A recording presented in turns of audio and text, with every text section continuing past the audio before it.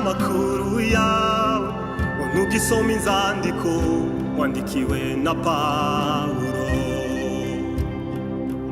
kandi nizo zakumenyeshaga ivy'ubwiro bw'ijuru no kuguma kw'isezerano.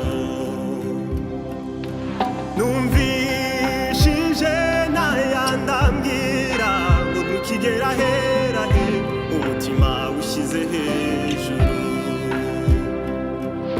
kandi nibyo byakugumishaga ku gicaniro ukongera ubusabane n'ijuru.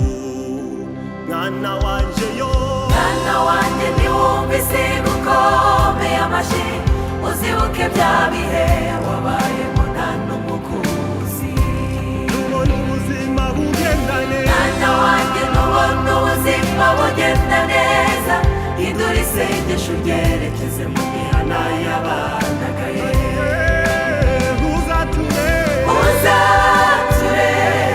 ngo sinjye uriho, ni data wenyine wahawe ikaze muri jye, maze utegeke umutima kureba iby'isi nk'igihombo, utoza akanwa kuvuga ibifitiye abandi umumaro.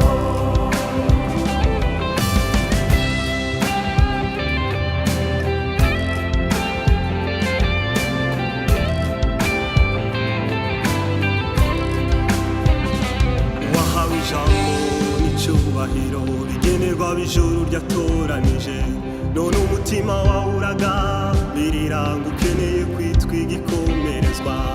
Wandikiye nkwibutsa ko amaso areba ntahage, ko inzuzi zitembane zuzure wige guca bugufi.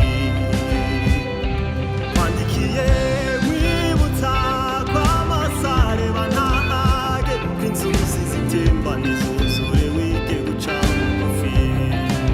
Mwana wanje yo, mwana wanjye ntiwumvise gukomeye amashi, uzibuke bya bihe wabayemo nta n'umukuzi. nubona ubuzima bugenda neza, mwana wanjye nubona ubuzima bugenda neza, hindura isengesho ryerekeze mu mihana y'abandagaye.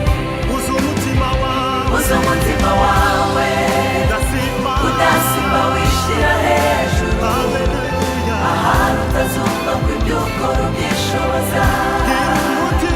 Gira umutima wawe gucumbikiye ikirenge cy'ijuru, urugero rw'umugabo ugira guca bugufi. Mu mihana ntibakoma amashyi, gisika kwita ukomeye, mwana wanjye ntuzigere wishyira hejuru.